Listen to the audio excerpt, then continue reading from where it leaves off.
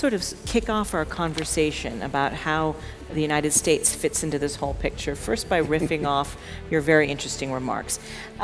You said, Congressman Hoyer, that it's been 27 years since the end of the Cold War. You were talking about the Berlin Wall now being rebuilt, not through bricks, but with bots. And I'm thinking about how Francis Fukuyama had declared very optimistically and boldly the end of history at the end of the Cold War. And the whole concept that informed all of our zeitgeists was free market liberal democracy had won. It would be inexorably embraced around the world as the final form of human government. And I'm thinking about how that surety that many of us, I think yourself included, had about democracy's inevitable march across the globe, how that's been challenged now. We thought that rule of law was going to replace authoritarianism and tribalism everywhere, and it would be the glue to heal fragile states. New members were joining the EU and NATO, and across Latin America, Asia, and Africa, there were popular movements that brought down a string of strong men, and it seemed to be going pretty well.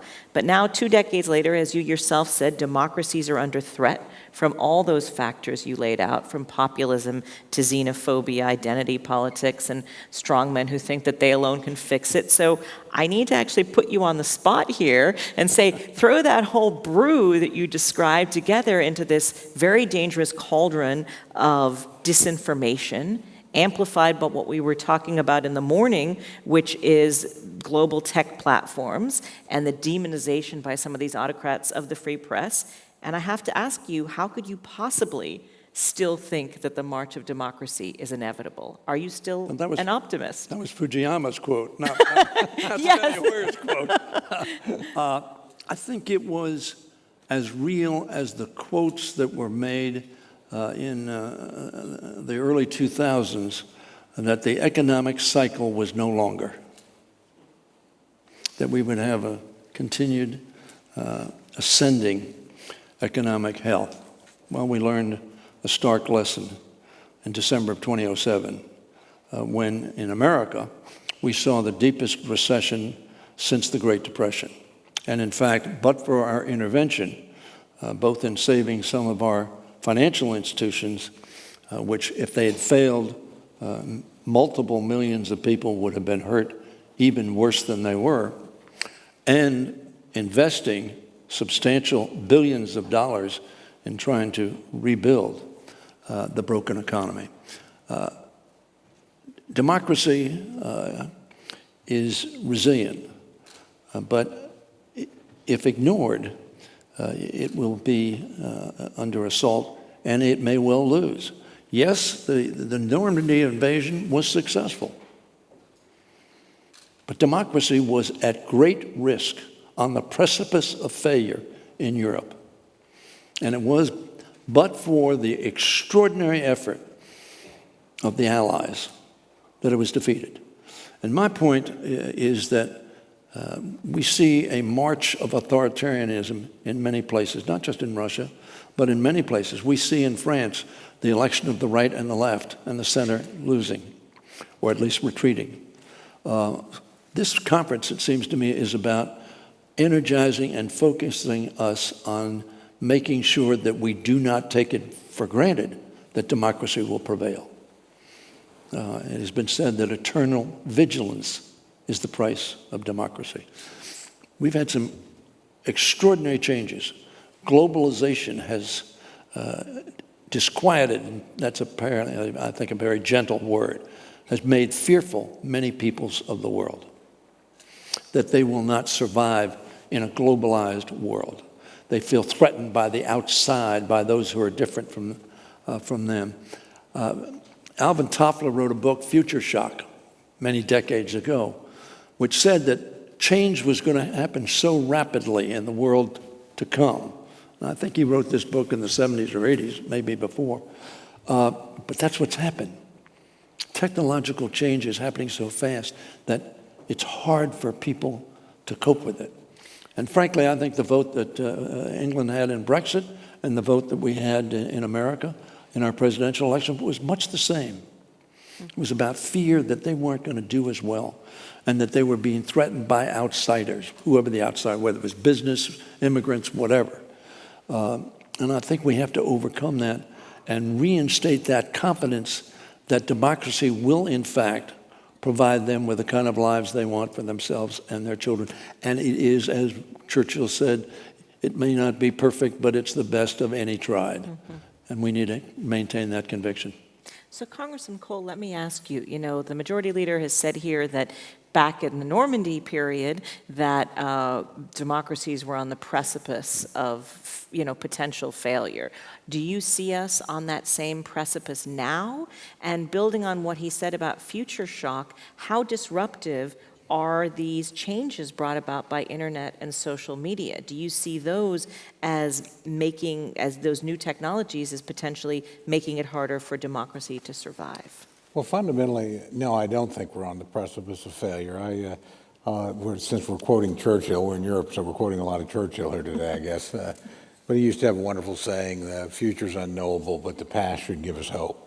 And I used to be an historian, so I look at the challenges we face and try to measure them and think about them historically. I certainly don't see the challenges that we face today as comparable to the Second World War or the Great Depression, or in our case, in our national history, the Civil War.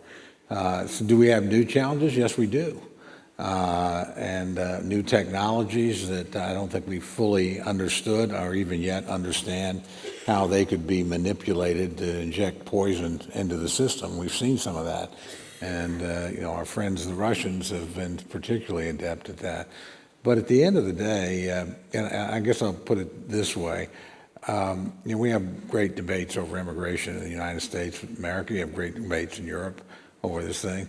But it ought to be telling to me. I always say I'll worry about America the day that the immigration problem is people want to leave, not that people want to come. And the same things in Europe. People are coming here for a better life. People are coming here because they actually, in the absence of free institutions, have seen the value of them. So I still think, the waters are choppy, but the tide of history is running in our direction, not in our face.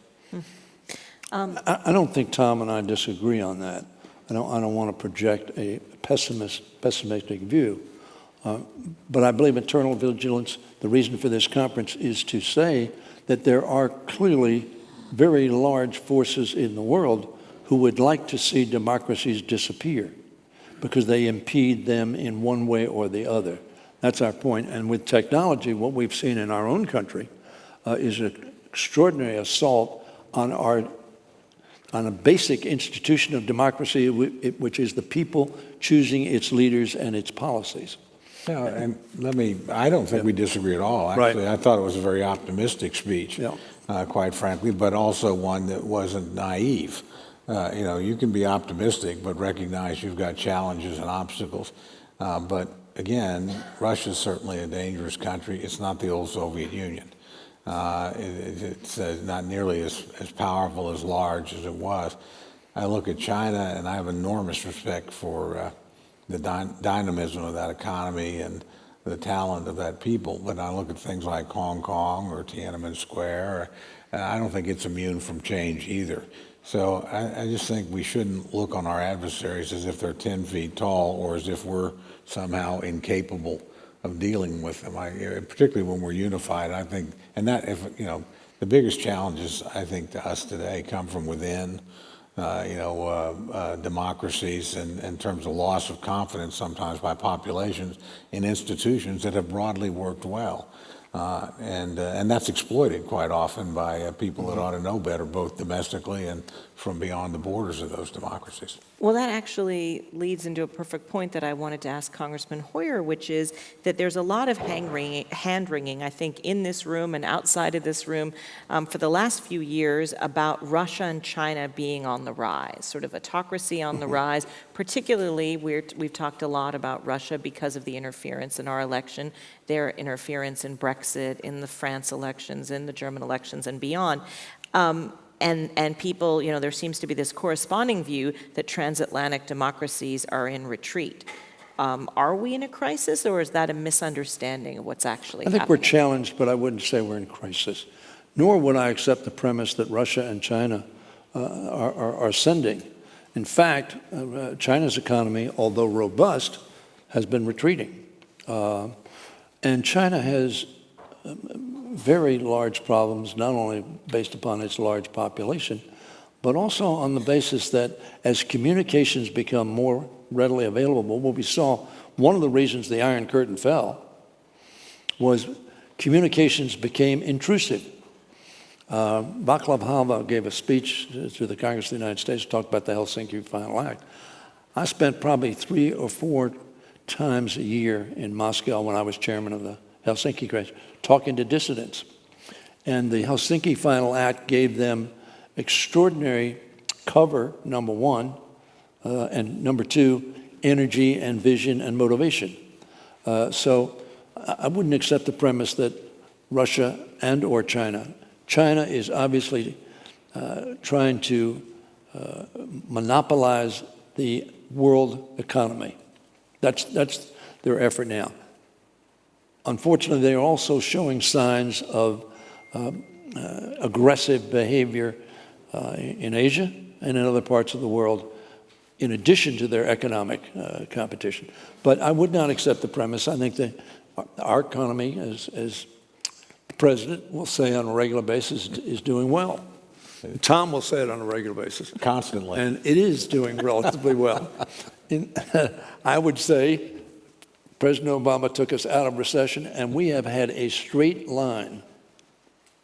This is the longest economic growth period we have ever had in history, length of time. And that's something to be proud of. But we think, obviously the Democrats think there are some other real problems as it relates to how our democracy is working. Well, just a closing thought on that Russia-China ascendant or not ascendant question, which is, I believe there was Putin, by the way, has fallen pretty precipitously in popularity. About this government poll. Tell us about the government poll. Well, he's substantial, I think, 30 or 40 points. I don't know the exact figures. I think it's only 32% of people, right, according to a government poll, actually trust Putin in Russia. Right. And it went from when? I think it went down from 71% so 4 years ago. About 40-point drop in support. And that is, I think, indicative of one of the reasons Putin is trying all of the external actions. Because external actions, robust actions, empire actions tend to strengthen the leader and bring popularity up. But even in light of his activities, that's not happening. And one of the reasons is because their economy is, in fact, stressed. Right. And that reflects itself in what the people think of the leader. Right. And although, as he was quoted in the FT, I guess yesterday, as saying liberal democracy is obsolete, according to Putin, but one wonders whether it's that a little bit of a he doth protest too much. But at the same time, we have democratic leaders who emulate and respect Putin and other autocrats. Where is that coming from? Open to both of you. Anyone can take this question. How do we explain? Tom, I'll let you go first. Obviously, I want to make a comment. Well, I mean, I'm interested because our president represents a democracy, and yet he has spoken so admiringly of not only Putin, but also Duterte in the Philippines, Erdogan in Turkey, Orban in Hungary. All of which I mentioned. Yeah. All of whom I mentioned. Right, and so he's spoken, and not to mention Kim Jong-un in North Korea, who he has a love affair with, according to his own comments. Well, look, I think the president is rather loose with his rhetoric on occasion, and I think he also has to deal with these people. But look, I don't see what the fascination personally is in this sense. I can make a pretty good case that a lot of those leaders are failing leaders. They're actually less popular than they were. They're presiding over economies that aren't successful, or they're looking at Russia. As if you're my age, you remember the old Soviet Union with twice the population, and frankly, a much more dynamic system. It's a country that's literally demographically challenged now. So it's a great power, and Putin plays a weak hand very, very well. But it is a weak hand. It's not remotely comparable to what some of his predecessors will. And China, to me, is a very interesting case because they're sort of trapped in a dilemma. They have to always be prosperous, or they're always worried about tension within. I think, of the United States and some of the great European democracies, and going through things like the Great Depression or like the Great Recession without any genuine threat to the democratic institutions of those countries, because they're so deeply rooted, and I think people in the end, believe in them so strongly. So again, I'll bet on the long-term success of democratic institutions against individual authoritarianism anytime, and it's a much more attractive model. Again, nobody's stampeding to run into Russia saying, gee, I really want to live here under Putin, or even into China with all of its, it doesn't have that kind of flow. So there's something inherently attractive to human beings about the kinds of societies that European democracies and the United States of America and our friends in other parts of the world, like the Australians, and that they have constructed and they've built on a common set of values. One of the things I really liked about the leader's speech was that it really was transnational, and it talked about these values and what we have collectively. Again, the United States is blessed with a lot of friends in the world. The European Union has made up a lot of friends. Differences, of course, but a common set of shared values that prevents conflict and creates a sense that if democracy's in trouble anywhere, it's in trouble everywhere, and we need to hang together. And at the great crises, we generally have been able to do that in a way that people in totalitarian societies have not. Congressman Hoyer, you want to jump in? I want to make a comment. I got into public life really because I was inspired by John Kennedy.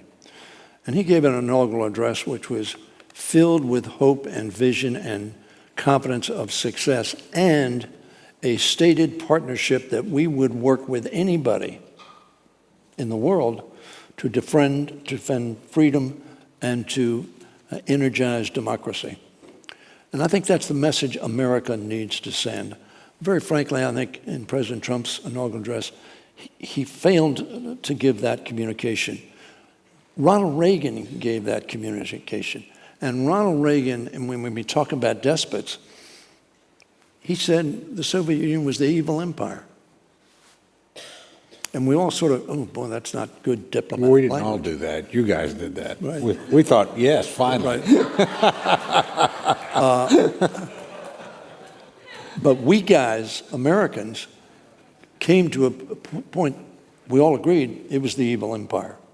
It was a dictatorship, an autocratic, a dangerous and vicious dictatorship. And he called it for what it is. That's the problem with the president's, in my view, rhetoric regarding Kim Jong-un or the Philippine leader or other leaders. Erdogan is moving Turkey towards what its founders did not want it to be. They wanted a secular, democratic, inclusive democracy. Erdogan is taking it in the opposite direction. Orban, in a country that strove to get out from under the Soviet yoke, is returning it to an authoritarian position, dealing with the press, dealing with NGOs, dealing with dissidents. And anyway, we're going to meet with a lot of voices who are seeking to restore what Hungarians fought so valiantly for. And they lost, and very frankly got it relatively peacefully when amazingly in a very rapid period the Soviet Union imploded. That's what happened. We didn't attack it, we didn't bomb it or anything. It imploded of itself because its system failed. And to that extent, looking at that, and to essentially China's failed. Now, while Gorbachev did perestroika, and China did perestroika, he also did glasnost. And for a short period of time, they had a working democracy, particularly under Yeltsin. Sadly, Yeltsin had other problems and was displaced, and the energy of that small d democracy became a larger Russian history authoritarian type of government. But I'm optimistic that democracy and capitalism have proven to be the best, But you have a question coming up if we're I going to do, deal and with that. before we go to audience questions, I want to do a quick lightning round with the both of you, and very similar question. Congressman Cole, I want to ask you, what are you and other members of Congress, especially in your party, doing concretely to try to protect our democratic values and norms from anti-democratic rhetoric coming from within our own country and government? I think we robustly embrace democracy. Look, we had a pretty tough election last cycle, and we lost the majority. Well, that's his view. I didn't hear anybody on our side complaining that you won unfairly. You didn't. You won fairly. Right. And we accepted the verdict. People were actually in a period of a lot of self-reflection right now. I also think that, look, we've tried to be supportive as a party. Generally, we're a national security party. We believe in strong alliances. We believe in shared commitments, and we've tried to do that. Now, the president, I will say, has rattled some cages in terms of, well, let's all step forward and do this, and we've certainly had plenty of instances where that happened. I will just tell you, as an American, extraordinarily grateful for the help of NATO and Afghanistan, for the every AWAC, or 28 of the 31 AWACs in the United States Air Force are based in my district at Tinker Air Force Base. When we had to deploy those overseas, guess whose AWACS were flying up and down our East Coast? British AWACS and NATO. So this has been an alliance that's endured, and if I'm critical sometimes of my fellow Republicans, it's we don't recognize how much we've gotten back out of this relationship. And I think there's a realization of it now. So again, the best way to honor democracy is to participate in it, not to denigrate it, and to accept it when you lose, as well as embrace it when you win. And I think we've been pretty good at that, particularly, sadly, in about the last 6 months. We've been very good at accepting defeat. So. But part of this congressional Can I delegation... say something? Yes, I think it's please. important. Here, we're in Europe. Right. The Congress, in a bipartisan fashion, the Republican leader in the House and the Speaker, Nancy Pelosi, the Republican leader in the Senate, Mr. McConnell, and Mr. Minority Leader Schumer, came together, jointly invited the leader of NATO to speak to a joint session of Congress, to send a unified message of solidarity and how important we believe the North Atlantic Treaty Organization has been and is now and should be in the future. And part of this CODEL, then, I would say, is, people from both parties, Congress people from both parties, coming to Europe to reassure our allies that, no matter what President Trump may say, that America still wants to be a beacon for democracy, and they can still rely on us. Because I know from my own conversations with Europeans, they worry about whether the United States is still there to have their back when they hear comments about, you're not paying your fair share, and we might cut off NATO if you don't pay your fair share, and those kinds of comments. I think, frankly, the alliance, and actually Secretary General that spoke to us actually made the same point, that actually some of President Trump's language might be unusual, but his point is not. Bob Gates gave that very same speech in his last appearance for NATO. So. And I will just tell you, as a guy that sits on defense approach, in 1992, the United States was 50% of NATO's combat power. Today, it's about 75. That needs to change. That needs to change. We don't need to do less, but other people need to step up. And again, 1992 looked a lot different than, we went through a long period where people weren't that worried about the Russians. So, but those are things friends talk about honestly with one another. At the same time, as we've seen more Russian activity in the East, you've seen additional American forces move to Europe. You've seen a cooperative effort with Enduring Resolve, where we're literally rotating troops into some of the border NATO states there. So I think actually the idea is to send a strong message, and rhetoric is one thing, but I think the Russians are pretty realistic about calculating combat power, and they see it growing. And they see European countries stepping up. Over $100 billion of additional commitment in the last 3 years. One thing we ought to, I think, note, because we talk about nation states, one of the biggest threats to democracy are terrorists that are non-state actors.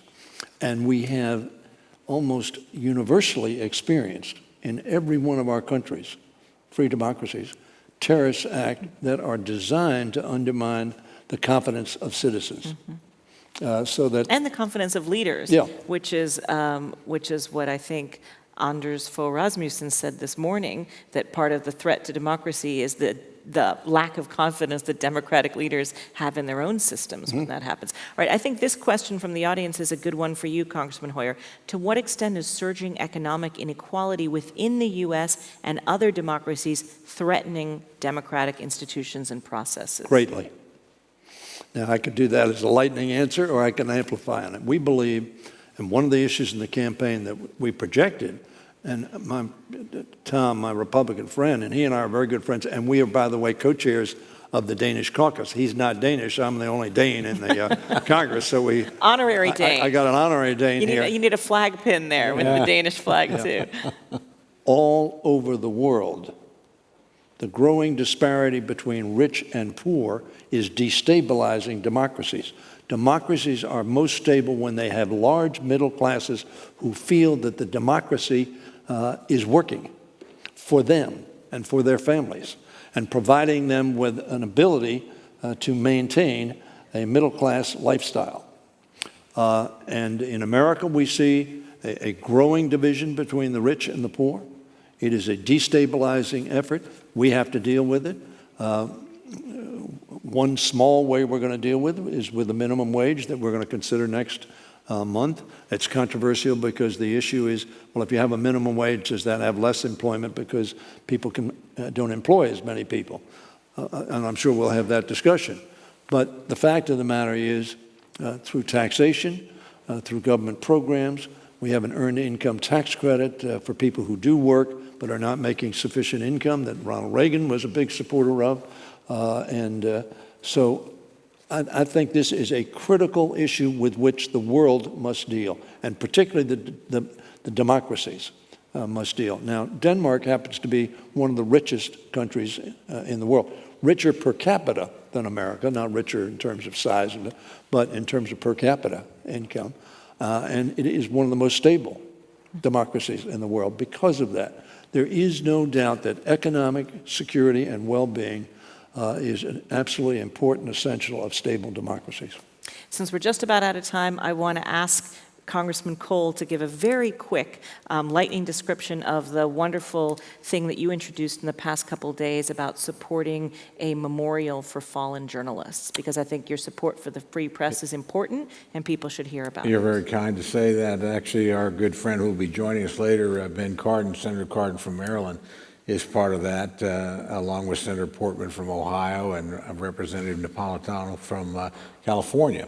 And this, actually, the idea came from one of our, we have a museum, the Newseum, as it's called, was closing down. And they had a memorial there honoring fallen journalists. Because of the collapse of revenue and the failure of the business model in journalism, which has exactly undermined right. that museum. But what a thing to lose. And a former colleague of ours, David Dreyer, who was for many years chairman of the Rules Committee, is now in the newspaper business. He's publisher. And he thought this is terrible. He literally got on the phone and started contacting us and said, you know, and looked into the process to get a memorial. Like, it's all private money. There's not going to be any federal money. It won't be on the mall, but it will be in Washington, D.C., and it takes several years to actually get permission to put something like that on federal property.